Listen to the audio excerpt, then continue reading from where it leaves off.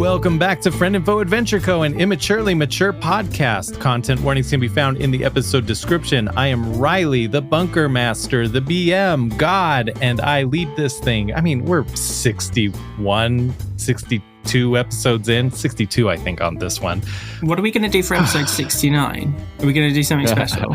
We should. And I like forever ago, I was thinking about that. I was like, we're going to get to episode 69 in no time. Mercurius will finally bang a robot. Yeah, you guys visit the New Albion brothel. I feel like the OnlyFans side quest would have been a great episode 69. I know. Because it's the funny sex number. It's, yeah. Yeah. Okay, so let's do frivolous facts.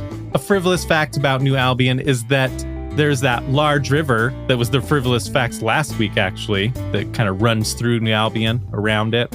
And it is illegal to fish there if you don't have a license.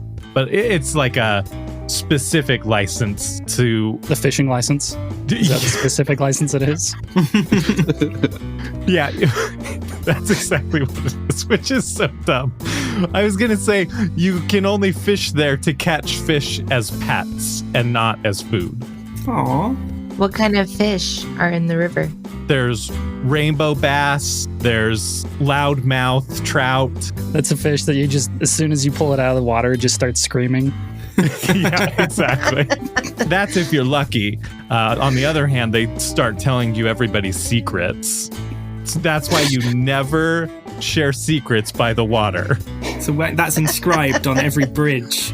Be careful what you say. Over the river. What are you saying? Water, because they live in water. Yeah. They just come out and they're like, so Jimmy is sitting here and he's having an affair with Frank's wife. Did you know that? That shit is crazy. Those damn loudmouth trout. There's bronze fish, which is just not as good as goldfish. Dumb jokes. Yeah, so there's my frivolous fact. Why don't we have Kyle kick it off? Since we're talking about fish, hi, I'm Kyle. I play Mercurius. Once he had a pet fish, but it was not a fish. It was one of them little mechanical swimmy ones that you put them in water and the tail starts making them swim around. It was just one of those little battery-powered mech fish.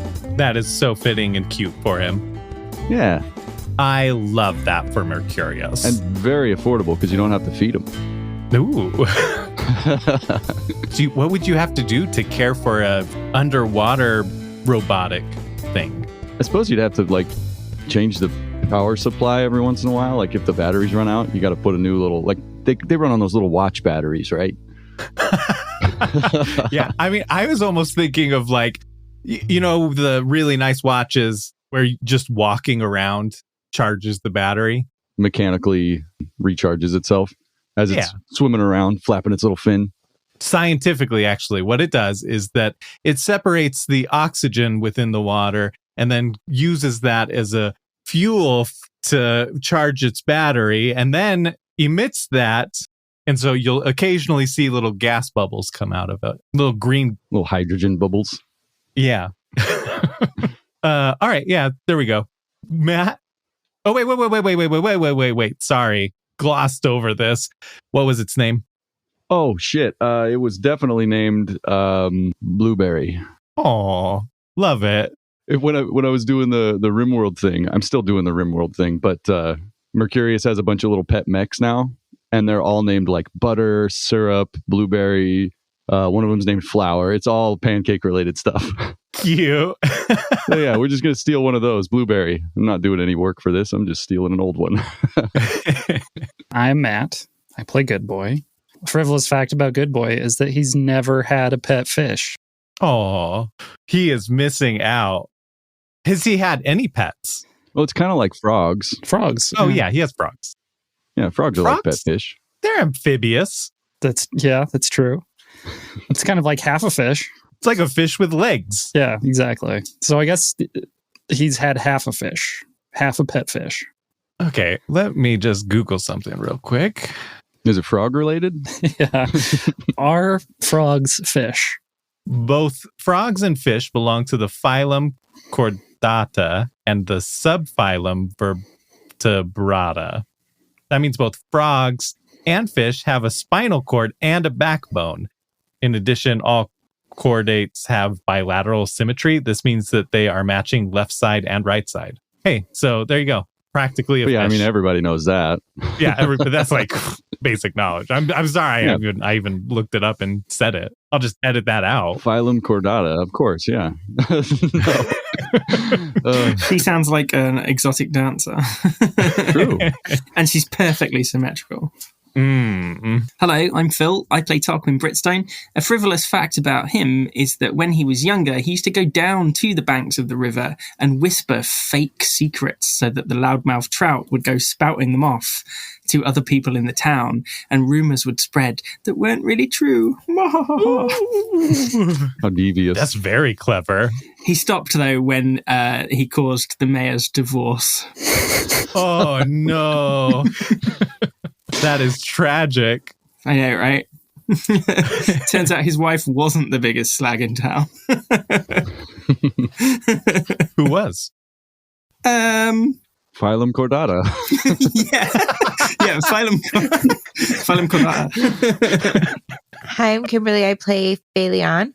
And a frivolous fact about Phaleon and Pigeon is when they both can't sleep at night, they play silent karaoke and they try and guess what each other is singing. Oh, okay.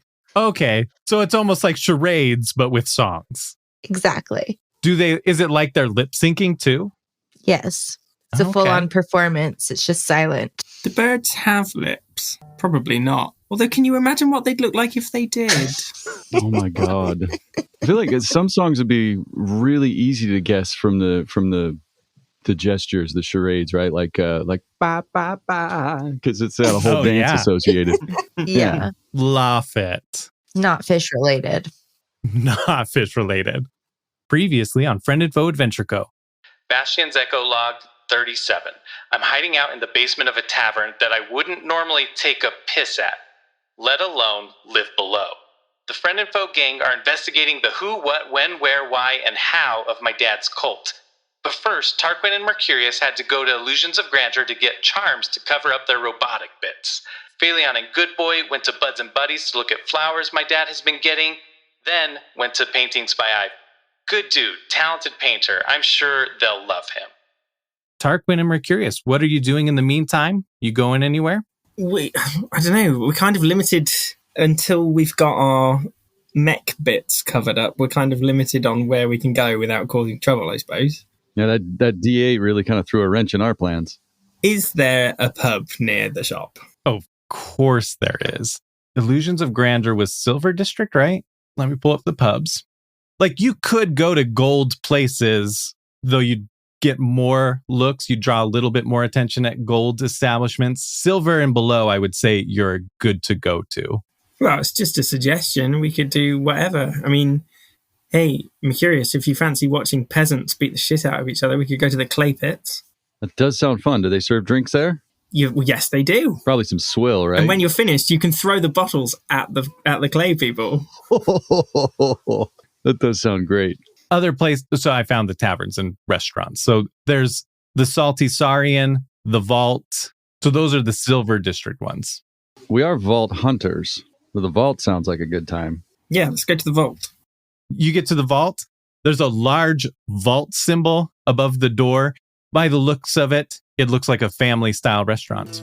When you look in there, everybody's dressed like vault hunters, but almost in a cartoony type way of like an exaggerated vault hunters. There's like vault symbols and vault hunter decor around. There's like various guns. Oh my God. Mercurius, roll a d20 quick. 15. I got an 8. The winner gets the honor. You have to pretend it's your birthday and see what they do. Oh man. Maybe they'll sing to us. Man, I don't know. I'm kind of offended. Is this what it feels like to be culturally appropriated? Wait, Vault Hunters aren't a race, though, are we? That's true. It's kind of dunking on my whole lifestyle, man. No, it's fine. I'll suck it up.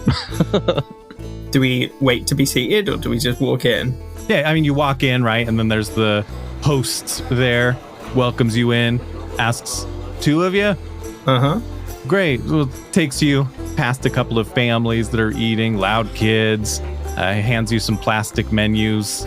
Taryn will be your server today. Are you here celebrating anything special? Wow. Well, Mercurius? Yeah, it is totally my birthday. Great. I will let Taryn know that it's your birthday, and you'll get a free brownie. Wow. Steal of a deal. Yeah. Hey. I love brownies. Taryn comes up, says, do you guys need a minute? Take your order now, or I can give you a minute. Do you need some drinks? Yeah, can I get what do you have on tap? You know what? I'd have to actually get clearance to do that. I'm a minor. Oh. So I can't serve the alcohol here. Right. Do you want me to go get clearance? Yeah. Okay, hold on one sec. Goes away. Yeah, I was thinking about getting like the sizzling fajitas, maybe a margarita. Nice. I don't know. I was probably just going to get the goblin ass ham salad. Hey, look, I can make these breadsticks into vampire fangs. Classic. Do they have those? I guess we got the plastic menus, huh? They wouldn't have given us a kid's menu to like draw on or do tic-tac-toe or whatever.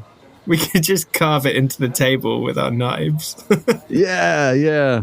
They probably think that's a normal thing. Everybody's pretending to be vault hunters here. I wonder if they've ever met a real vault hunter. We could, like, blow their minds. Truly. But I guess we kind of need to keep incognito. Keep it on the down low. Keep a low profile. Oh, man. And various other sneaky metaphors. We'd be like gods to these people. Clarence comes up. Dwarf. Hey, hear you wanted some alcohol? Well, what's on tap is the Vault Hunter's Delight. It is a local brew here. It's just the one thing on tap, is it? Well, that's our specialty, I guess. Other than that, we've got Lucky's Mucus, Skagheim, and Richard's Brew. Can I have a half of Skagheim and a half of Richard's Brew, please? Like in the same... I mean, what's your rules on mixing? Either mix them together for me or bring me a pint glass as well. Oh, yeah, we can mix it together for you. That's fine. Cool. I'll have it's called a Richard the Skag. Oh, yeah, Richard the Skag. Okay, yeah. With a little drop of blackcurrant squash in it, please. A Richard the Skag and black. I'm so sorry, but we don't have any blackcurrant. I rolled a nat 1 on that. Oh. Okay, just the Richard the Skag then. Thought he was going to say we don't have any of those things. I'm so sorry. Oh, it turns out actually we're out of everything except for the Vault Hunter's Delight. So, no, we have that. We can do it for you. Richard the Skag. Thank you. Okay. Did you want anything? Yeah, well, you got like a margarita? I'd take a margarita. That's a pretty feminine drink, sure. Well, yeah, he is the dwarf. I can't argue with that. They know alcohol. They know their alcohol. Yeah, okay. That's fine. Sure. I can do that for you. See if I can get a woman in here to like make that drink for you. Oh, you won't even make it? God damn. No, I'm standing by it. If you don't mind me saying so, Mr. Dwarf, you're being a little offensive. How so? By suggesting that only the women can make the drinks. No, like I'll make this other drink. The margarita that's not a guy's drink. That's not a man's drink. Richard the Skag, you're a man. Yeah, he's got some hair on his chest. Yeah, this guy probably waxes. Yeah. Well, okay. Toddle off then. Half pint. See? Look at that. It's great. I love it. Aha. Cool. You're probably not going to get a tip. Just saying. Wait, it's fine. I give the whole thing. Hang on, what? Tip's not enough for old Clarence here. Okay. All right, great. I'll go make your drinks. Well, I'll make a drink and I'll get Deborah to make the other one. Goes and he brings you back your drinks. Deborah brings you your drink, the margarita. Thanks, Deborah. You're a real one. Thanks, I guess. Doesn't really mean anything coming from someone like you, so. Ooh. And then they go away and then Taryn comes back and says, are you ready to order now? Yes. I'd like the goblin ass ham salad, please. But can I get a fried egg on top? New Albion tradition. Of course I can do that. Excellent. Thanks. What about you? Burger. Oh yeah, the Berg Burger. Love it. I know that's not a sizzling fajita, but Berg. Oh, we can put it in a skillet if you want. Oh, that sounds great. Yeah, put me down for one of those. Okay, great. All right, perfect. Yeah, he goes away. Some time passes by, comes back. He has like an egg in his hand, and then he smashes it on Tarquin's head. Hey, what? Whoa! You said an egg on top. That's of the salad, you fuckwit. Oh no! I'm so sorry. That's just like a. Are you from here? Yes. An egg on top means that you put an egg on somebody's head. That's like New Albion tradition. Yeah, at school, not in a fucking restaurant. Okay, well, I'm still in school, man. This is like my high school job. It's my first job. I'm so sorry. I can clean it up. Just please don't tell my manager. I won't. Do you know what? Even despite this, you're still better than Clarence, so it's fine. Hey, thanks. That means a lot. Yeah, you're welcome. Do you guys need anything else? A napkin, maybe? I don't know. I've got egg all over my head. Yeah, of course. Here you go. Thanks. Gives you napkins. They've got the vault symbol on them. Excellent. Okay, great. Yeah. You guys eat your meal, and then you finish it, and then as you're finishing it, they come out and they're like, oh, another year, another beer, wrinkles and rashes, signs of your ages. Happy birthday, Vault Hunting. Happy birthday, Vault Hunter. Thanks for coming to our place. Now stuff your face. All right. Yeah, it's a crowd of them singing it, right? And then they put down, it's almost like an insulting amount of brownie. It's in the shape of a vault symbol, but like if you were to smash that together, it'd be a pretty small brownie because it's just a lot of scraps. Well, cool. The song was what we really wanted. Yeah, you're welcome. Happy birthday. Thanks. Are you guys actually vault hunters? Taryn asks you. Who's asking? Well, obviously Taryn's asking. He just told me that. Me. I'm asking. What makes you think that? This is like, there's not like a lot of vault hunters that actually come to like a vault themed restaurant. It's the last place you'd expect to find us. Are you on the skeet? No. That's cool. So you guys are vault hunters. There's like vault hunter discount here. Is there? Yeah. You just have to show your vault hunting license. Yes. Putting, there you go. Monty Longstaff, Vault Hunter Extraordinaire. Maybe you've heard of me. No, I've never heard of you. That's not surprising. It's a good name, though. Yeah, good, thanks. My mum gave it to me. Claudia Longstaff. Wow. I didn't need to know your lineage, but that's okay. I'm just fascinated hearing stories about vault hunters. Stories about being named. Yeah. This one time, right, we encountered this creature, and I named it Kevin. Wow. That's cool. What kind of creature was it? Kind of like a weird slug thing. Well, that doesn't sound like we serve slugs here. Do you? What kind? New Albion slugs? Okay. Just your bog standard, like... Yeah, box standard New Albion slugs. How many eyeballs do they have? 2. Do they ever talk to you? No. They sizzle. It almost sounds like screaming when you sizzle them on the skillet, but like it's not. It's just the sizzling, right? Yeah, absolutely. Yeah, it's just like the pressurized gas is getting out. It's totally fine. Did this Kevin talk to you? Yeah, he had a few... No, did he? I don't know. He had a few talkings? A few lines? He had a few choice words. Oh, okay. How many eyes did he have? Many. Several at least. Wow. Moderate to fair eyes. Amongst the 3 of us, more or less eyes than the 3 of us? Put together or each? Put together, like the 3 of us combined. Yes. I guess that's only 3 eyes. Wait. He was smaller than a bread box. Smaller than a bread box, had more than 3 eyes. Wow, okay. And was named Kevin. You would not expect a slug to be named Kevin. No. I guess, though, what would you name a slug? You don't normally name slugs. Slurms McKenzie. That's what. Oh, yeah, there is Slurms McKenzie, right. Party dude. That's like the only slug-related name I can think of. Slugatha Christie. I'm going to get you guys such a good discount because normally Vault Hunters just show us and then they like wave us off. But actually telling me a story, I'm getting you a discount for sure. A good one. Thanks, Taryn. You've been like super cool. Thanks. Okay, here's the check.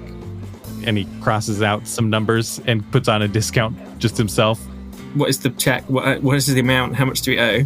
He gives you a 5 gold discount because it's a Roman numeral V for Vault. Ooh, clever. So it goes down to 18 gold for the whole table. Oh, that's cool. I'll get my treat, Mercurius, as it's your birthday. Whoa. Oh, that's so nice. There you go. I tell you what, take 20. Take 2 for yourself, mate. Oh, wow. Thank you. You're welcome. You're a good kid, Taryn. Don't end up like your buddy Clarence over there. I don't know what's up with him. He's a little jaded. Maybe it's because he's short. I don't know. Is that why he couldn't make the margarita? Because all the ingredients were on the top shelf? And he made like a big thing about like, oh, it's a woman's drink. But really, he's like crying inside because he needs a stool. No. Oh, okay. Well, this is just a theory. Sometimes even the best Vault Hunters have theories that aren't true. It would have been a really good comeback while he was still here. Yeah. I'm going to save that one. Can I use that later if I need to? Yeah. Totally.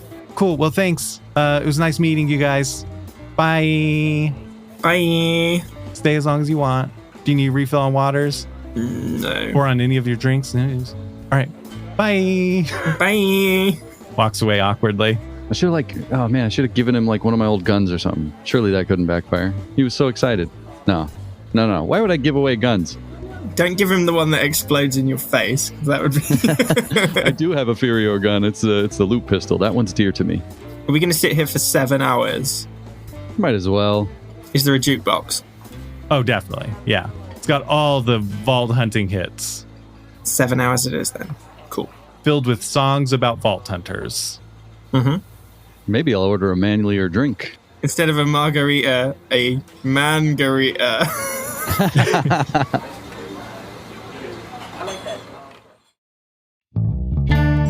Middle-ish of the episode. Thank you, Nerdvana Games, for making this rad game. If you want to check it out, go check it out at nerdvanagames.com. The Crit Awards are open for nominations now.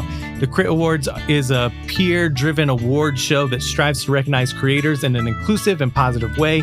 If you love the show, we'd love it if you went and nominated us for several things in there. But of course, only if you think we're worthy of it. Definitely go on there, nominate some other amazing folks that you listen to. Voting ends May 31st, but I'd recommend doing it as soon as possible so you don't forget. I voted for a bunch of our peers. I didn't vote for ourselves because there's so many amazing people here. So even if you don't nominate us, get on it. Nominate the amazing folks in this space.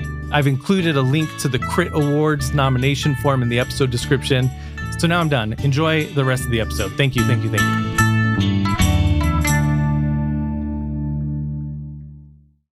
Now that the intense stuff is over, I think that Phaleon and Good Boy were hanging out in a closet tunnel. Let's go over to them. Kyle and Phil, take out your headphones just in case. Never know what's going to happen in the dark. So we join you guys. You two are in the dark. You looked at the painting. There was the couple in front of the fireplace. In the fireplace, there was this infinite darkness. And then there were these blood red eyes drawn into the darkness. Blood dripping down to the bottom of the painting.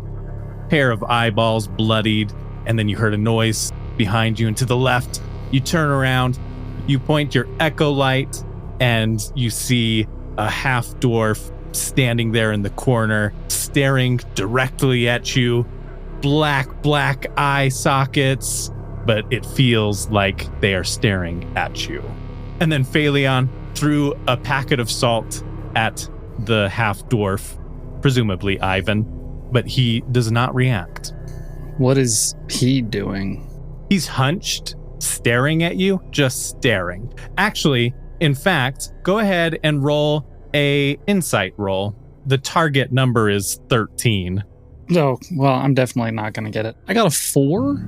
I rolled a 14. Well, Good Boy, you just see a guy without eyes, but Phaleon, you see a guy without eyes.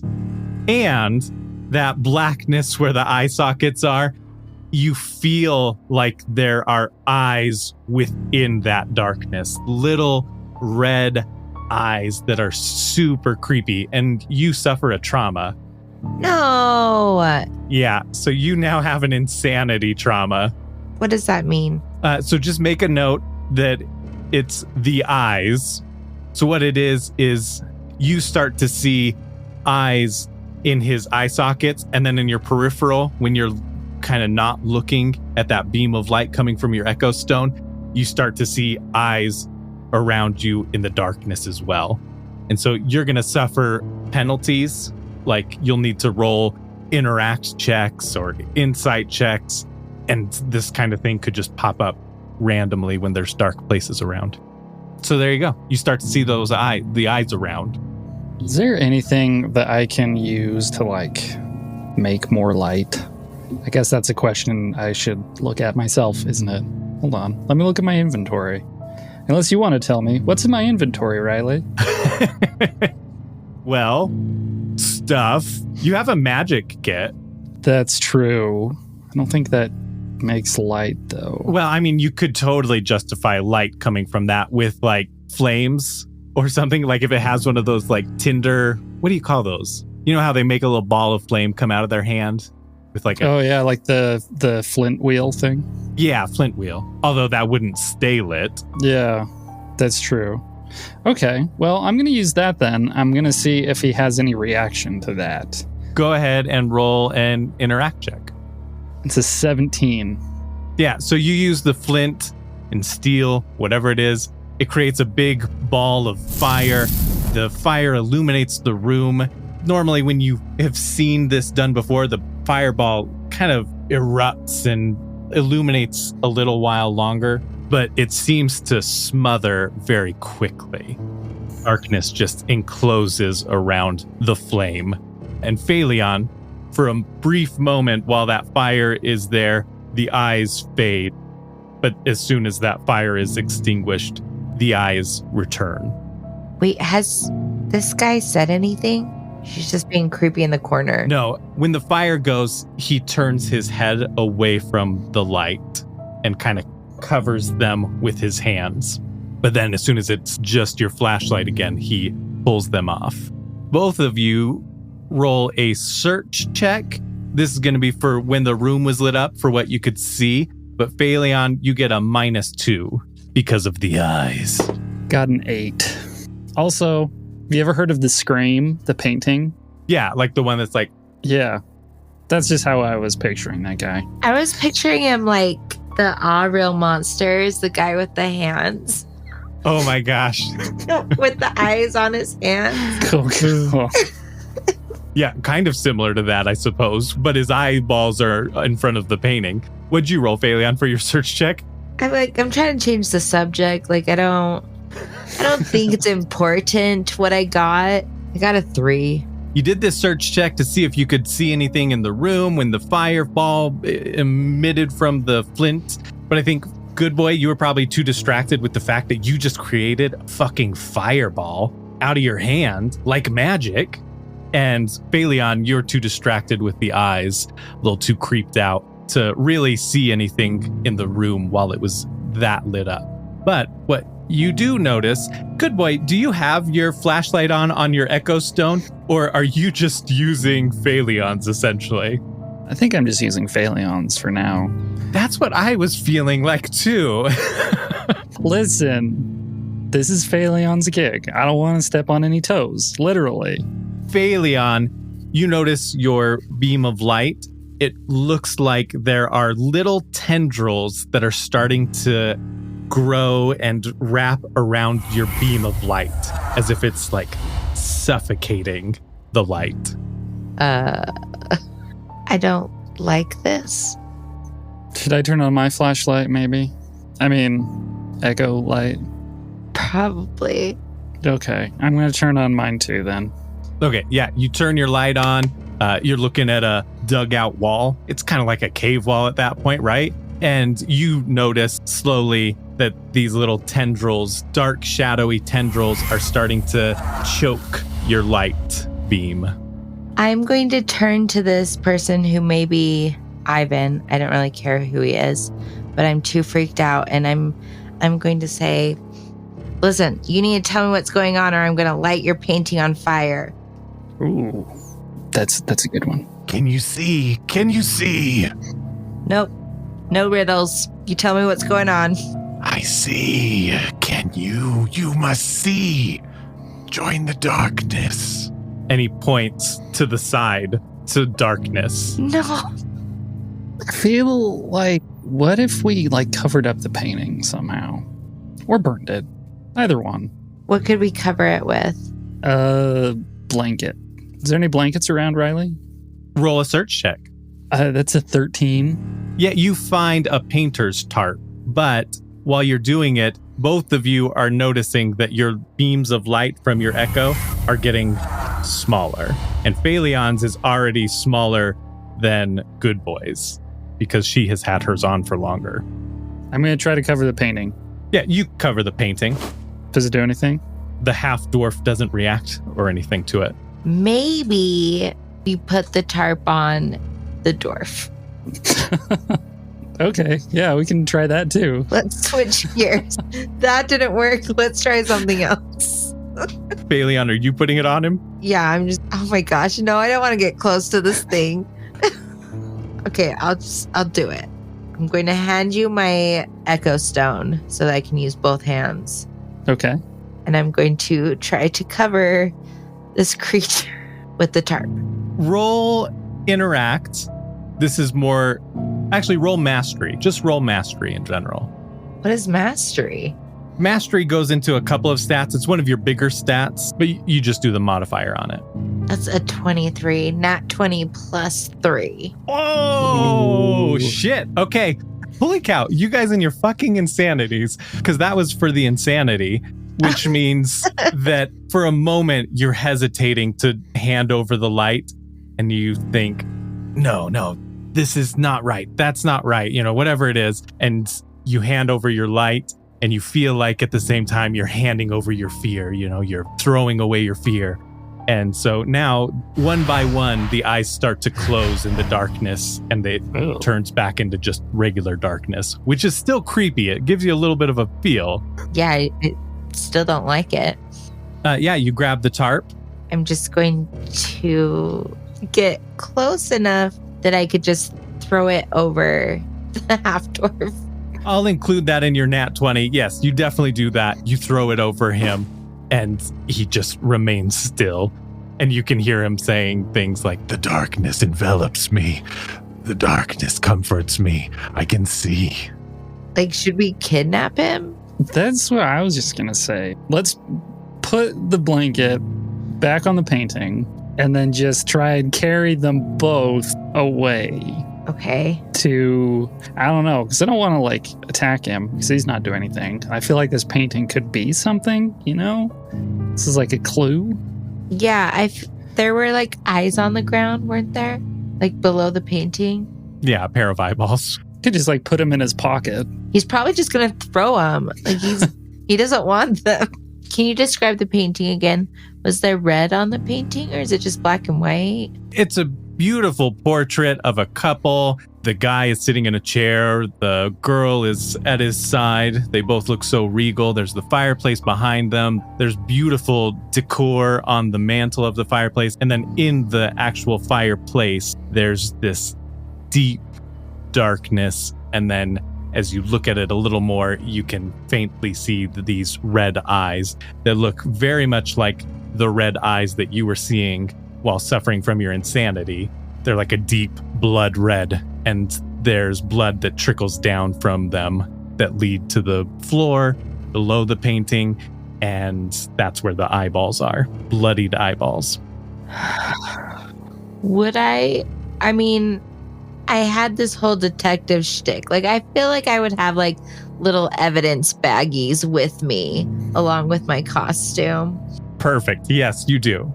Okay, I'm going to try and put the eyeballs in an evidence baggie. How does that look? You know, like I feel like it's similar to like when people pick up dog poop. You turn the bag inside out over your hand. Yeah. That's what I'm going to do. Yeah, you do that. You grab the eyeballs through the inside bag, pull it right side in. What do you call that? Right. Back to normal? Yeah. The right side out. Yeah. And now they're in this Ziploc baggie. Is it both eyeballs in one baggie? No. I'm going to put them in separate ones and label it one eye, second eye. Are you going to try and guess left eye, right eye? No, I'm not. I'm not going to play that game. Oh, okay. All right. Perfect. But we need to figure out how to take this painting and this guy who might be Ivan with us. Do we want to take him or should we leave him? I don't know. That's a good question. I don't know. I feel like maybe we could get him to answer some questions. Maybe? Maybe. He didn't seem to really care about the painting when I said I was going to burn it. That's true. Your guys' beams of light are growing even smaller. They're like at half the size of what they should be. Okay. Well, let's just take both of them. Okay. I'm going to cover the painting. I'm going to take the blanket off of the dwarf and put it back on the painting. Wait. But if we leave the blanket on Ivan, then we can just wrap him up and like carry him. Right. The painting. I guess that's true. I was thinking that people who see the painting are going to have to do like insanity checks. Oh. Is there another tarp around? You can both roll an insight and a search check, both separate things. I got a nat 1 and a nat 20. Oh, wow. Okay. What was which? The nat 1 first. Okay, so I think I did that for the search check. Okay. So your insight, your perfect insight, as you're thinking about like covering the painting and uncovering him, you start to think a little bit more about it and you realize that Phaleon seemed to change her demeanor a lot more when she looked at Ivan than the painting. What'd you roll, Phaleon? I first rolled an 18 and then I rolled a 21. Oh, wow. Okay. Yeah. So you know, when he's saying the like cover the painting for the insanity, you're like, well, yeah, that is disturbing. But really what freaked me out and what made me see eyes in the darkness was this half dwarf without eyes and the pitch blackness in his eyes. And then search check, you do find another tarp, another cloth, another blanket, whatever you want. Perfect. I was standing on it, which is why I couldn't find it. Yeah, exactly. Okay, so let's put this other tarp over Ivan. Okay. Or whoever this person thing is. Cover both of them. That's not a bad idea. Yeah. I'll carry the painting. Okay. I'm just going to drag him behind me. And then I'm going to infuse Pigeon to guide us out of the area. Roll me a d20, just regular d20. 15. You infuse Pigeon as he's burst into flames. He lasts a lot longer than the flame from the flint, but you can see like the little tendrils kind of smothering the flame slowly. So you know that you only have so much time while he's infused before his infusion will just end from being smothered. Okay. I think we should run. That seems like a good idea. We're running. Okay. So you grab the painting Yes. and you grab Ivan. Yes. Okay. You grab the painting with no problem, but when you go to grab Ivan, he struggles. So roll a strength interact check. I'm glad I didn't carry him. It's a 19 plus 5, right? I think +7 or something, right? Because you also have your normal interact bonus. Oh, well then, yes, plus 7. So 26. Take that, Ivan. Yeah, describe what does it look like when you grab him. He's got this tarp draped over him like he's a ghost in a Scooby-Doo shenanigan. I wish we had a stick so that you could tie it to the end of a stick, the tarp, and just carry it out like we're like a what are those called? Is it a bindle? Like the hobo bag. Oh, bindle, is that what it's called? Yeah. I think it's called a bindle. Yeah. You have your buzz axe. Oh yeah, that's true. Oh, yeah. Okay. Just gonna tie him up like a bindle and carry him like that. You do that perfectly, and he's snug in there. He's curled up into a ball. It looks beautiful. You did it so beautifully. Throw it over your shoulder, right? That's a classic way to hold it. Yep. You guys start running. It took you quite a while to get down there, right? Like you guys had been going down into the darkness and then you kept going and going, right? Like it was more than 5 minutes of walking through there. So we're going to do a series of traverse checks. Oh no. So first traverse check. 11. Kind of nat 1. Oh no. Do not drop it. So Phaleon was able to grab the painting so quickly and just start running with Pigeon that you were still tying the bindle. And Phaleon, you get so far into the tunnel and then realize, oh, Good Boy's not here. And you have to go back. And so you get back to the room and he's like feeling at the walls, essentially. I don't know. What are you doing when she comes back? I think I'm just wanting to make my bindle look really good. Yeah, he's perfecting that. Even in the dark. It was even harder because he was doing it in the dark. So by now it looks perfect, but he has not moved an inch. And Pigeon's flame goes out. What's your MST mod again? +3. We'll say you have 4 uses of the infusion. Okay, so I've already used 1. Yep. All right. I'm going to infuse Pigeon with fire again. And I'm going to say, it looks great, Good Boy. We got to go. Okay. I'm ready. Roll your D20 again. Just Phaleon. 7. When you go to infuse him with fire, your tattoo flickers a little bit and you feel a little more drained, but then he does end up lighting up. Okay. So now you both can roll traverse checks. I got a 17. 7. So we're just going to kind of combine those like you guys are working together. So a 24, The average is out to a 12. which is a pretty decent run, right? Like I would say that you made it a little more than a third of the way. And then Pigeon's light goes out. My gosh, I only have 2 more chances. Can we see the light at the end of the tunnel? Not yet. All right, I'm going to infuse Pigeon again. Okay, roll that D20 again. 12. Flickers a little bit, but a lot easier than the last time. Okay. It's lit up again. Gonna keep running. Yes. 19. Got a 7. Good thing we're doing this as a team. Yeah. Which averages out to a 13. So again, just about the same amount of distance, maybe just a little bit farther than you did before. But the light goes out again, and you know you're getting really close. So I have 1 more chance with Pigeon, but we're over 2/3. Yeah. Okay, I'm going to infuse Pigeon again. 17. All right, and then a traverse check. Ooh, it's a nat 20. Ooh, I rolled 18. Phaleon, you easily infuse them. No flickering, no ill side effects. You guys start sprinting and it's like a second wind. You get up to the top of the tunnel. Pigeon's flames were starting to be extinguished by the dark, shadowy tendrils. But as you guys got closer and could start to see light, they just stayed the same. And then as you got even more and more in the light coming up from the top of the tunnel, the tendrils started to recede. You guys had been running with your echo lights on, kind of attached at your hip type of thing. They were getting smaller and smaller. Phaleon's had been extinguished by the tendrils. Good Boy's was a sliver, and it's the same thing. As you guys start to see the light and keep going, your echo lights start to grow and the tendrils retract from the beams of light coming from your echo stones until they are gone. And then you guys reach the top. You guys want to know something crazy that I just looked up? Yes. What? I just looked up bindle. That is the right word for the hobo stick thing, but it's also what they call the little baggies that they use to carry evidence in forensics. Oh my goodness. So you're both carrying bindles. We're bindle carriers. Yeah.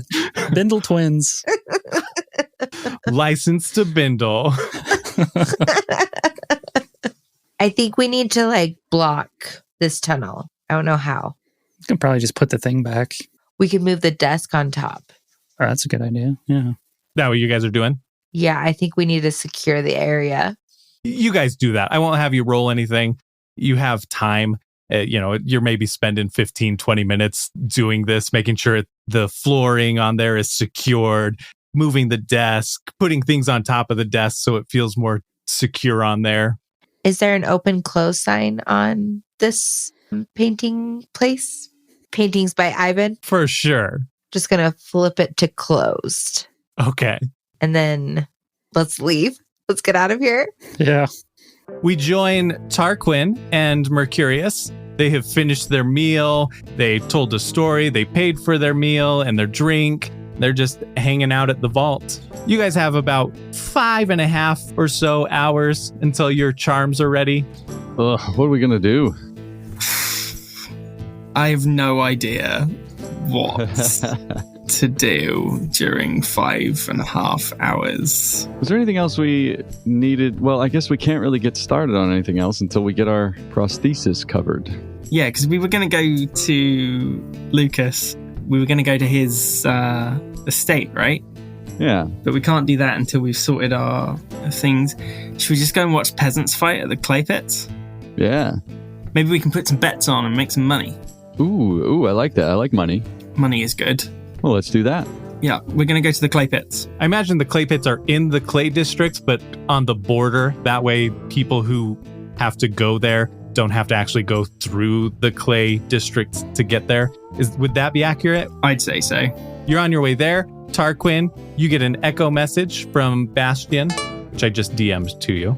And it says, you were asking who my dad hangs out with. Here's a list of the people that are usually around him.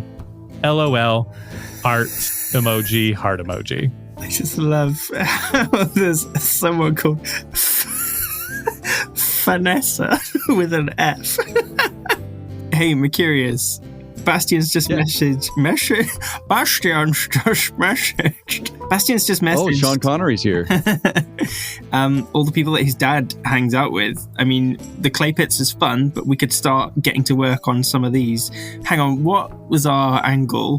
What were we trying to do? Find out the who, the what, the where, the when, and the why, and the how. That's right, the 4 W's and an H. 5 W's. 4 or 5. I can count. I'm good at count. But we already have the plan. Okay, no, let's keep this in reserve. If we don't find what we're looking for at Lucas's place, then we can start hitting on some of these. Hitting up some of these. We're gonna hit on them. We're gonna hit on Vanessa. Yeah. Vanessa. Vanessa. Yeah. Yeah. No, let's stick to the plan. Clay pits. Okay. You guys walk west towards the clay district. Tarquin leading the way. He's been there. And you see this large wall that separates the silver district from the clay. And there's a break in the wall. And then beyond that wall, maybe 10, 15 squares is another wall that separates it again. As you peer left and right, you can see another break in that wall to the left and the right. But it's just designed in a specific way so that people don't ever have to actually see the clay districts if they don't want to. But as you approach that wall, you get an echo call from Baleon and Goodboy. Oh, you answer it, Mercurius. Yeah. Friend Info Adventure Code. This is Mercurius speaking. Why would you answer the phone like that? I don't know. I thought it'd be funny. It's okay. I'm panicking. What's up? We've kidnapped some. I guess you can't really say kidnap because he's not a kid. Dwarf-napped. And we have a painting, and things are really scary. Well, shit, we're not doing anything, right, Tarquin? We're gonna go meet up with them? Yeah, okay. Phaleon says they kidnapped a dwarf. Dwarf napped a kid. Dwarf napped a dwarf. And there's a painting and it's scary. Wow, all we did was have lunch. Yeah. Where do you want to meet us? Where are you near? What can you see? Or I suppose we could just go back to the Silver Fox, where we have our lodgings. Your echo maps, by the way, do have ping systems, so you guys can see, if you allow it, you can ping where you are so that you can see places, or you can also ping a meeting place. Yeah, drop us a ping. We'll be right there. Okay, so should we meet back at the Silver Fox? Yeah. Are you guys bringing your captured dwarf? We can't just let him go. Well, yeah, clearly, obviously. That's a silly question. My bad. He knows too much. He's probably seen us, maybe. I don't know how this works. He's seen you, so he's like a normal dwarf that has eyes and stuff. No. I don't know if he has eyes, but he says he sees things. You guys are things, so he might have seen you. Exactly. We can't let him go. He knows too much. Okay, we'll see you back at the Silver Fox, yeah? Yes. Cool. Dun, dun, dun, dun, dun. A little bit later, you guys meet up at the Silver Fox. You guys meeting in your room. Yeah, I feel like whoever's holding that, like the three of us who aren't holding the dwarf would like stand by the counter so that the receptionist person doesn't see the dwarf being snuck up the stairs. Oh, they won't see him. Oh, okay. That's mysterious. Yeah, you guys didn't talk about it, so you guys were like prepared to do that. You see Phaleon and Good Boy get there just a little bit after you guys do, and Good Boy is carrying a bindle. He's got a buzz axe and a bindle. Oh, okay. And Phaleon is also holding a bindle. Did you put it in your? You probably would have kept it in your hands, walking around town with it. I put it in my pocket of my coat. Both of them. Okay, never mind. Ignore the bindle comment about hers. So, Okay, we have one, possibly two bindles. Perhaps 3. Oh dear. so you guys go up to your suite. Okay, you probably need to explain what's happened then. Wait, we should go first. I had a burger. I thought about getting the fajitas. We met this super cool waiter, and then this not so cool waiter. They made fun of me for ordering a margarita. Yeah. Oh, that's terrible. Wait, I think we have something more important to talk about. Okay. We went to this place called Paintings by Ivan, and now we have a dwarf that has no eyes but has eyes. You got like ghost eyes? Is this helpful to our current adventure? Or did you just feel like... What is the relevance of this eyeless dwarf? It is relevant. I promise. So we went there and there were these notes, and then we had to go underground, and he was talking like he was a member of the cult. So is he? I think so. That's why we kidnapped him, so that we could ask him questions. Excellent. Yeah, where is dude? Where is this dwarf? Oh, he's in the bindle. He's in the bindle. Yeah. I can't take him out, though. I mean, I can, but I don't think it would be a good idea. Why? He wasn't very helpful. We asked him one question and he couldn't answer anything. So we just took him. And Phaleon's afraid of the dark now because she Yeah. looked at him. So, Wait, we can't look at him. I mean, you can. I just don't want to. Probably not a good idea. Can we talk to him while he's still wrapped up in the bindle? Yes? Yeah, we didn't try that. I also have a painting and his eyes in some evidence baggies. Also called bindles. What's the painting of? Well, it was in underground, and it's... I guess I could show you. Do you have it? Kimmy has a picture of the painting. No, I have the painting. Yeah, Phaleon also was carrying this large portrait. I guess that should have been mentioned. You know, under her arm, she was carrying this large portrait that's probably half the size of her body type of thing on its side. Straight up, it's probably as tall as her body. So you definitely would have noticed that, but the bindle was so distracting. It was like just the prettiest bindle in the world. So stylish. It was. I spent a long time on it. Yeah. Yeah. It's almost like a nat 20 tied that bindle. Nice. Wow. So what's the painting of? Here, I'll show you. And I'm just going to take the tarp off. And you see this painting. It's got this couple, this man sitting in a chair, very fancy chair, the woman standing regal beside him. There's a fireplace behind them, beautiful fireplace, beautiful decor on the mantle. Inside the fireplace, though, is just this darkness, infinite darkness, and you can see red eyes in the darkness, very dark red, dark blood red eyes. And you can see from those eyes little droplets of blood running down the painting. And I think these are his eyes. They were below the painting. And I'm just going to pull out the 2 baggies with his eyes. And you can see there's blood on the eyes. Nice. Are they regular eyes or are they Kevin-style eyes? How are Kevin's eyes stylized? I don't... I don't know. I guess what I'm asking is, did the dwarf have a Kevin in his head? Well, it's kind of like a reverse Kevin, actually, where it's like his eyes are gone now, but it's the lack of eyes that's scary. Oh. Okay. And he's saying he can see now. What can he see? Like, he was like talking in riddles, and I just had no patience. So we just took him. Also, the dark was trying to eat us. That so, is also true. The darkness Ugh. was trying to eat you. Yeah, we kind of had to leave in a hurry. Yeah, Wow. like tentacles, I think. Tentacles were like doing something with the lights. So hang on, where was this? Was this under the artist's shop? Yeah, like he had dug his way underneath. Also, I don't even know if this is Ivan or not. So. So this cult is intent on waking up these new gods. Do you think under the art shop is like, I don't know, a way to their domain or a way to these sleeping god people?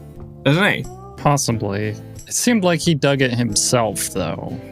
Yeah. Like he was obsessed with finding a darker place, and so he just started digging.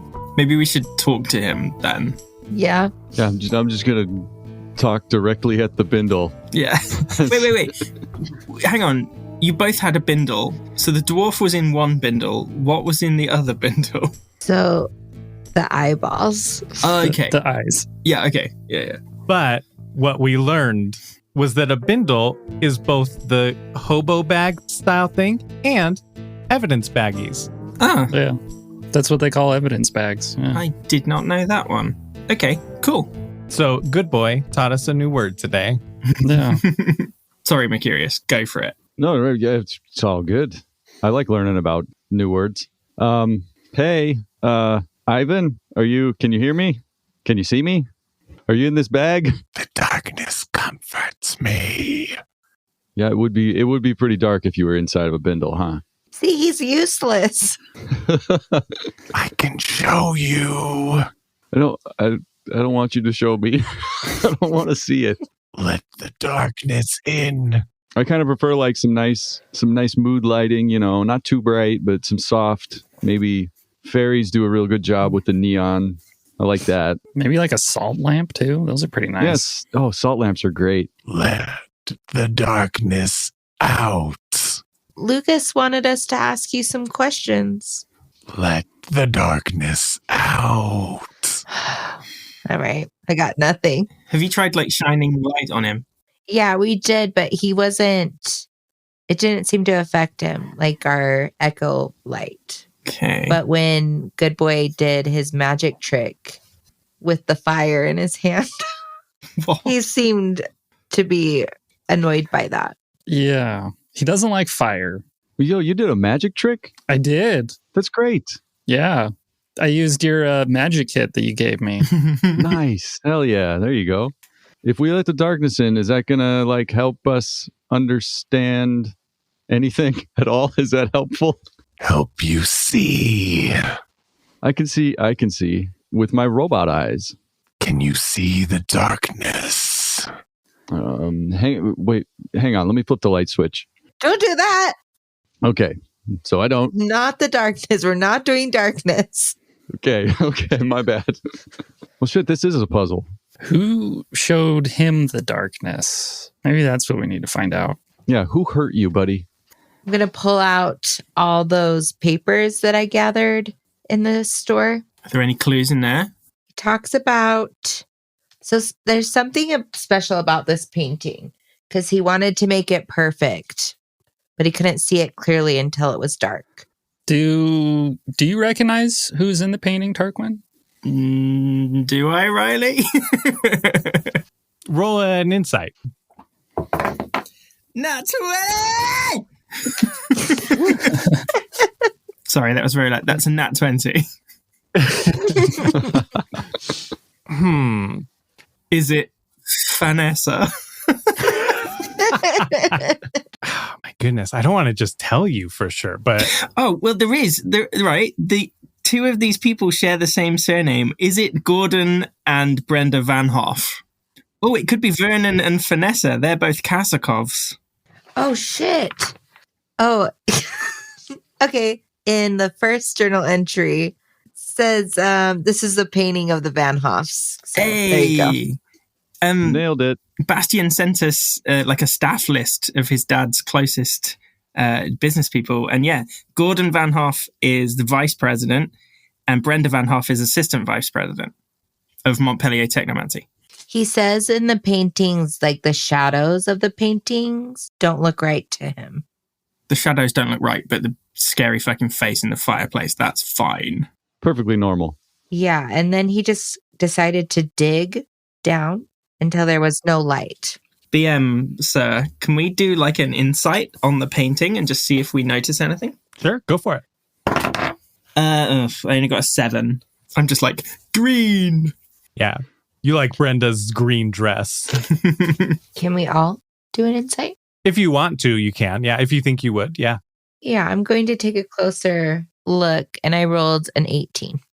You're staring at the painting, you're examining it, and the darkness in the fireplace, the eyes, all of those blood-painted eyes are looking directly at the couple. Do the couple's eyes look normal? Yeah, they do. I'm going to fire off a quick message to Bastian and just ask, are the Van Hoffs okay, hun? Yeah, because is it like a threatening thing towards them? But they're part of the cult, so they like this stuff. This is good stuff for them, right? Unless the eyes are like, they're looking at them as in like, we want you for potential hosts, like we're going to Kevin your head. We're going to get you. I don't know. Is this painting in the Van Hoff's home? With your insight, right? Like, I'll just kind of roll that. Well, and with Tarquin, I think as well, Tarquin would know, like, oh, it's a very posh thing here to have your painting done by your super fancy fireplace type of thing. So generally speaking, yeah, it probably is their fireplace at their house. Maybe we should go to the Van Hoff estate and check on them. Yeah, that's something. That's something we can do without our illusions, right? Yeah. Wait, dwarf potential Ivan, do you see things that are, things that were, and some things that have not yet come to pass? I see the darkness. Okay. Is that painting something that has happened or something that will happen? Or is it just from your crazy little imagination? Let me out. Can we set him on fire? I feel like he's somewhat going to be useful to us in some way. Otherwise, I'd say yes, 100%. We threaten him with fire. Oh. Just be like, hey, quit fucking around and stop speaking in riddles, or we're going to burn you with this stick. I tried that with his painting. If we take him to the place in the painting, maybe that will have an effect on him somehow. I vote we take him to the Van Hoff estate. We find their drawing room or whatever. We see what's crack-a-lacking, and if nothing is, we chuck him in the fire. And maybe he is the face in the flames. Full circle, baby. Whoa. Oh. I do think that in case the Van Hoffs are there, that we should like tape his mouth closed so they don't know we have him. What are we going to tell them is in the bindle? They don't need to know. Laundry. Here's that dwarf you ordered. Has Bastian replied yet? Yeah, you get a response and he says, as far as I know. He's useless as well. Should we ask Bastian to meet us at the Van Hoffs? Nah, let's not worry him. I'll just message back like, okay, cool. Bye. Eggplant emoji response. Yeah. Winky face, lips, water splash. Right. To the Van Hoffs? Wait, yes or no to duct taping his mouth? Oh, yes, but how are we going to do that without looking at him? We could, rather than taping over his mouth, we could just, he's wrapped up, yeah? We could just shove bindle cloth into his mouth and then tie that up. So he's kind of like gagged and we don't have to look at his horrible face. I think that's a good plan. We're in a swanky hotel. I'm going to assume there's a bowl of fruit. I'm going to ball gag him with like an apple. It's essentially pressing the apple against the cloth and into his mouth is what you're trying to do. Yeah, and then taping it round. Yeah. So it appears we just have like a sack with an apple taped to it. Yeah, we can say that That's not the weirdest. cloth has a hole in it, and the only item we could plug that hole with was this apple. Not just the tape that we used to tape the apple to it. No. An apple a day keeps the doctor away, guys. So That's right. there's no rules about tape. Tape doesn't do anything to the doctor. The apple has to be there. That's right. I agree. I think, Tarquin, you're doing this then. Okay. So interact check. 13. He's in the fetal position in that bag, so kind of curled up. So it kind of takes you a second to find where his mouth is. He's not really opening his mouth, and you have to ask him a question. And then as he starts to talk, you push it in and then tape it. But you do manage to do it. No, I don't ask him a question. I just go, knowing me, knowing you. And then he goes, because no one can resist that. Perfect. Yeah, that's what happens. Okay. Hoff to the Van Hoffs. The Van Hoffery. You're able to find them in your Echo Stones. On the Echo Net, you find their address. It's in the Gold District. It's a very nice high-rise apartment. They're on the 4th floor. Surely Bastian would just have told us their address anyway, if we asked. That's true, if you had asked. But yeah, you get to the apartment building, very luxurious, and there's a doorman standing in front. Is the doorman blocking the way? Yeah, he stands in front of the door. He doesn't open it for you because he doesn't know who you are. Hi, we're delivering a painting to the Van Hoffs from Paintings by Ivan. I would love to see the painting by Ivan. It was due days ago. It must be a masterpiece if he took this long. I'm pretty sure the Van Hoffs would be pretty upset if someone else got to see it before them. Exactly. Oh, that is a good point. Where is Ivan? He's away on business. Business? Oh, well, by reputation, he always delivers these paintings by himself. This one is so magnificent, so impressive that he hired us as extra protection to make sure it got delivered safely. And he thought that him walking down the street with it would attract unwanted attention. Roll a talk check. 14. That makes perfect sense. Mr. Van Hoff is up there now. He'll be so excited to see it. He opens the door for you. Thanks. Where are we going? He's not going to expect a tip, is he? He just opened the door. I'm not tipping this guy. Yeah, you guys walk in. Very beautiful entryway. There's mailboxes to the left, right? Like the wall of mail. Female boxes to the right. You got it. Exactly. Yep. There's the front desk. Nobody's at it right now.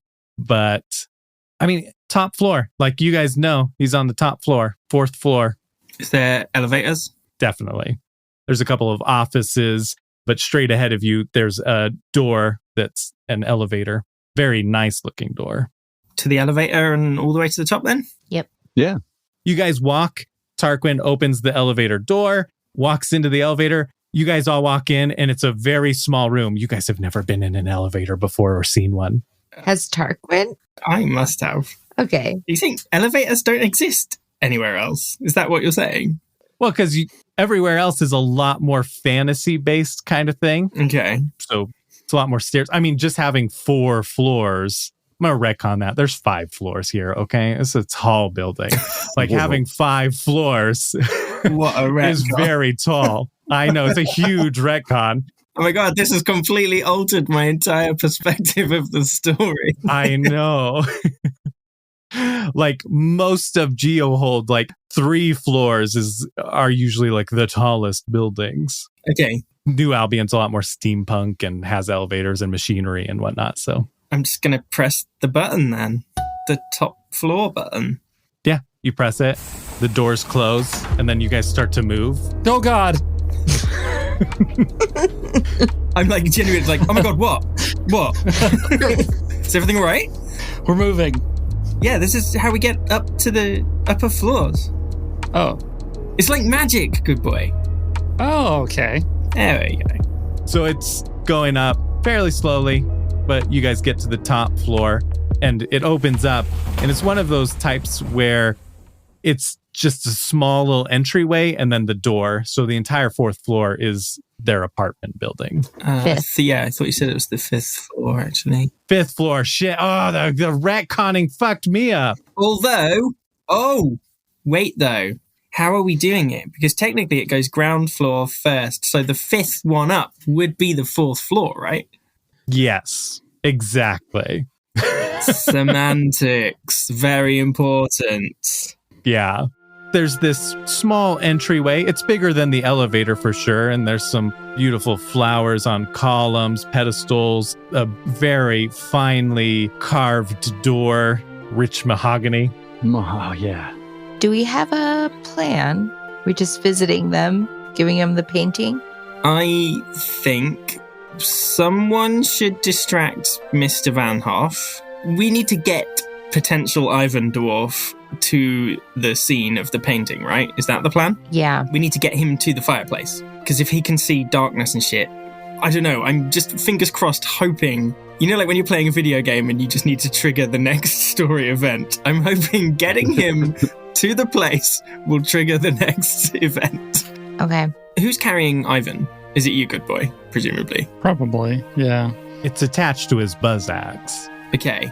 And Phaleon has the portrait. Yes. So Phaleon needs to be on the distracty side because we can be showing the portrait to Mr. Van Hoff and being like, hey, look at this, blah, blah, blah.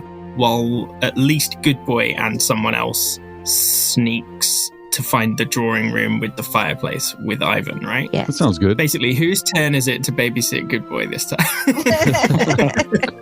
I have the painting, so. Yeah, you got the painting, so you can talk to Mr. Van Hoff. Should I maybe go with Phaleon because I'm more likely to maybe know Mr. Van Hoff? Like he's a New Albion person, so I would have a connection. What if he says something confusingly New Albion? Yes, I need the help. Right, we'll go tackle Mr. Van Hoff. Mercurius, Good Boy, you find the drawing room. The dwarfing room. The painting room. Yes, the gallery. Plan? Deal. Sounds good. Is there like a doorbell or are we just knocking? Yeah, there's a pull string. It's a very beautiful gold rope. Okay, I'm going to ring the doorbell. Are you going to pull the rope? Is that what you're doing? Yes, I'm pulling the rope. A trap door opens underneath you and you all die. No. No, I reckon at least Phaleon would survive because she's holding the painting and that would get wedged in the You hear a series of bells go off inside, and then a few seconds later, the door opens. Man in a fancy looking black and white attire, but Tarquin instantly recognizes it's not like a wealthy person's tuxedo, it's a service person's tuxedo or suit. It's the help. Hello, my good man. Please show us to Mr. Van Hoff immediately. I also feel like we should see Mrs. Van Hoff as well.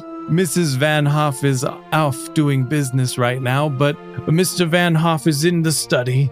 You have the painting. The doorman called up and let us know that you were on your way. So come on in. This guy sounds a lot like the guy downstairs. They're just literal clones. We learned to speak like this at Havisham's Butler Academy. It is the proper way for us to speak. Excellent. As we're walking in, can Phaleon, hold the portrait on its side so that Good Boy and Mercurius can sneak through a side door without the butler seeing?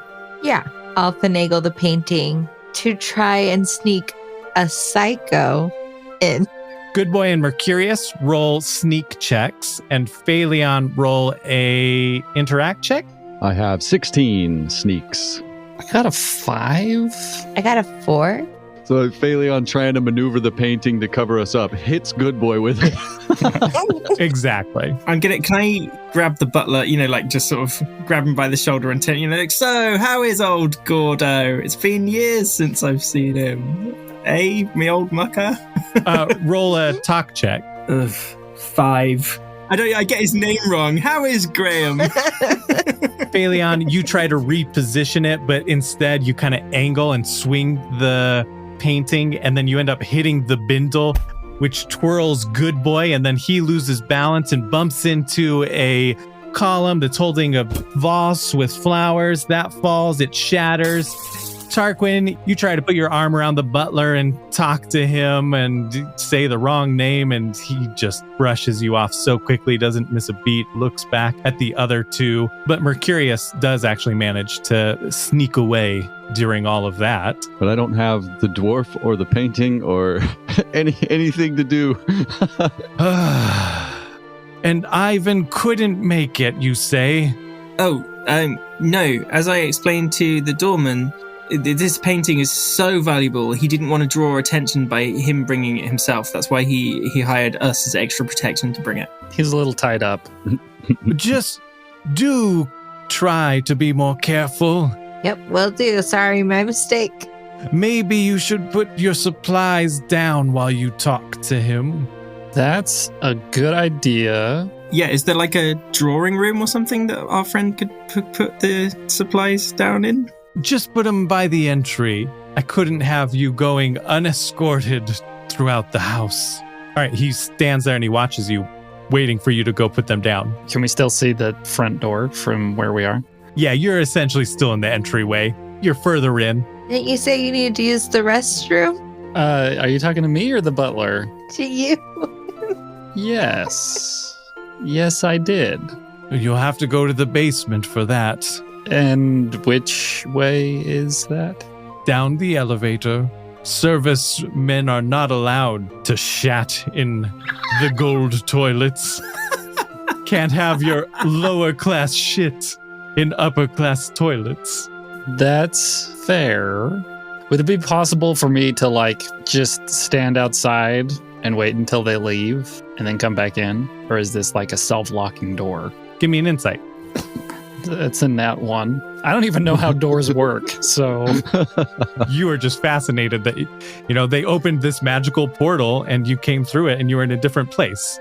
You were in moving room place, then you were in slightly larger room place that wasn't moving place. You went through some sort of portal? Well, hey, I'm inside and stealth. What if after all this goes down, Butler Guy walks away, I just let you back in? Oh, that's a good idea. If Butler Guy walks away, that's a big if. Yeah, and I would say that you're able to see from your position. You're out of view. I'm behind a fern.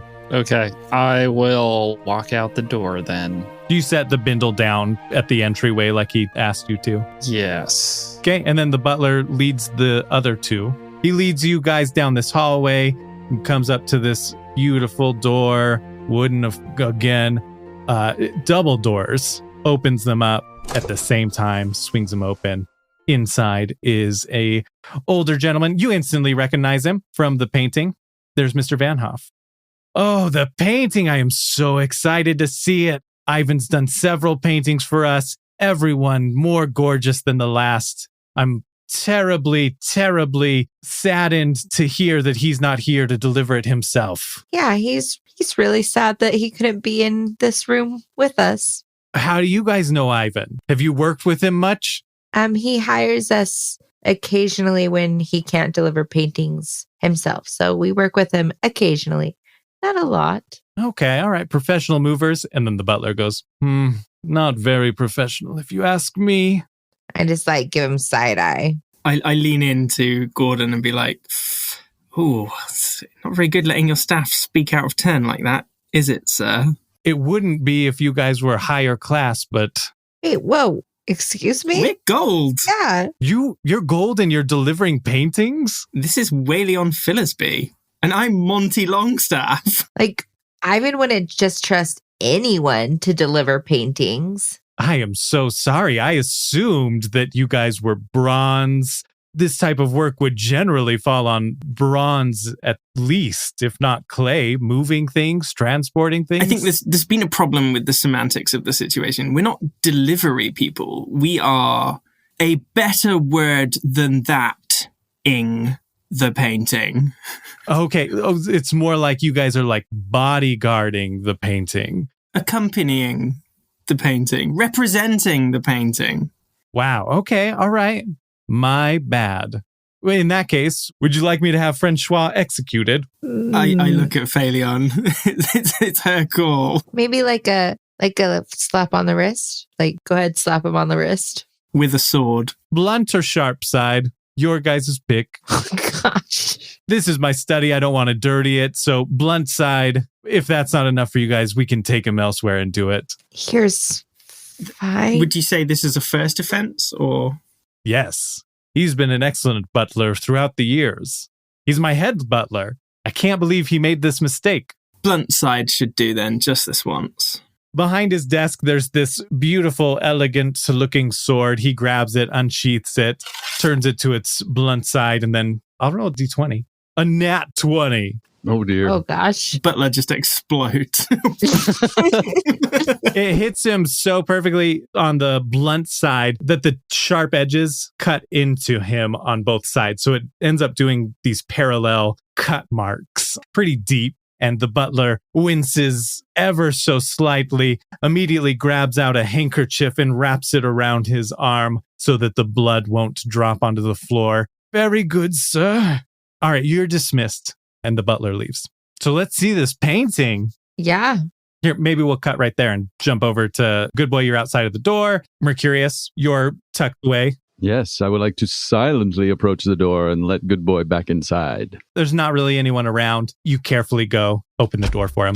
I go back inside, We're in. but cautiously, like I don't know how doors work. You got your bindle? Yeah, it's just right here on the floor, and I'm gonna pick it up. Then I suppose we just we just wander off in a direction, find the next room, whatever it may be. Go investigating. Yeah. Just roll a d20. No pluses or minuses. Got a nat 20. Ooh, I have a 5. You guys turn to the right and you start walking. Mercurius is like, oh, let's check this room. And you put your hand on the door handle and Good Boy's like, no. Follow me.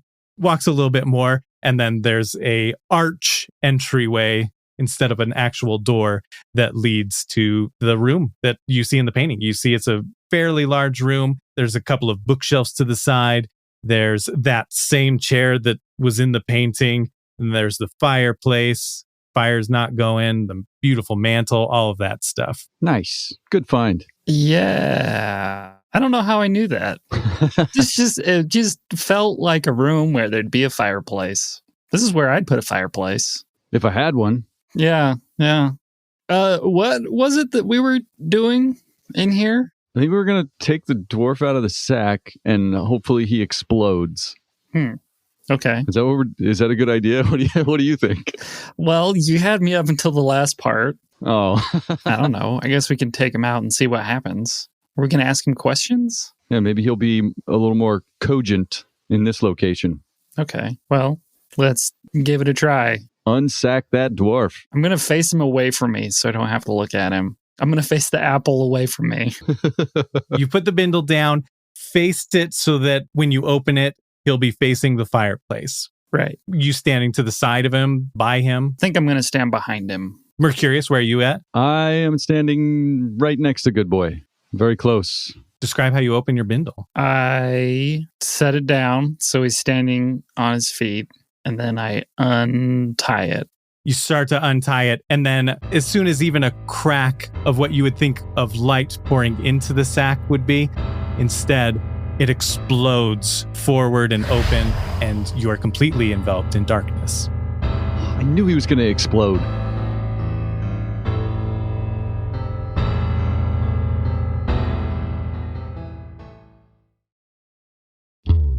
Thanks so much for listening, badasses.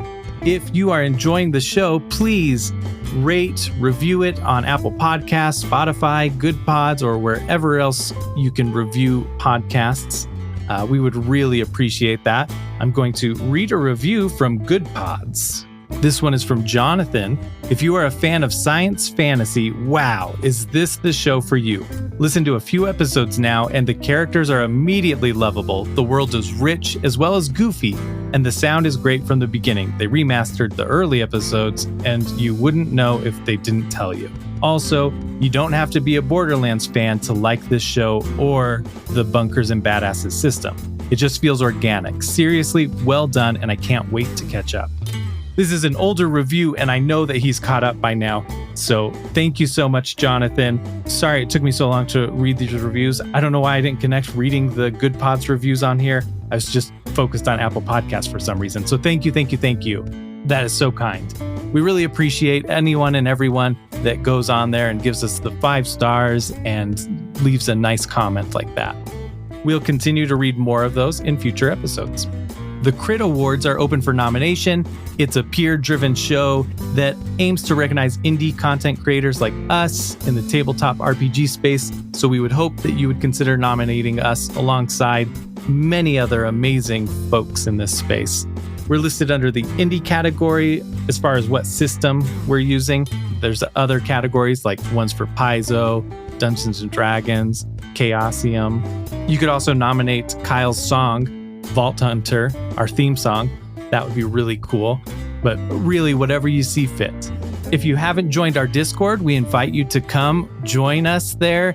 It is a lot of fun. So many great folks in the community. It's not all show talk. We share pet pics, talk about TV shows, and just kind of chat and hang out. Or you can follow us on social medias at FF Adventure Co. and interact with us there. You can find links to all of that in the episode description. We also have our Patreon up and running. There's a couple of episodes on there, Granny Flexington's Farm for Badasses, and then an episode of Honey Heist where Ian is running us through Honey Heist, an adventure from the Sourcebook as Drake Wilson, and then I get to play Plunger, so I get to play as a player. I haven't read Honey Heist, so I'm going in blind, and it's been so much fun. I'm so excited for more and more of those to come out. We've recorded a couple of them, and they are hilarious. Links to our Discord, socials, Patreon, those can be found in the episode description. Next episode will come out in 2 weeks. So that's it, badasses. Remember, say something badass and you'll see something badass. Vault Hunter, I'll watch your back if you watch mine, Vault Hunter. Those bandits better run and hide. You got your 20-sided die. You got a sparkle in your eye. You got your guns. Let's get some.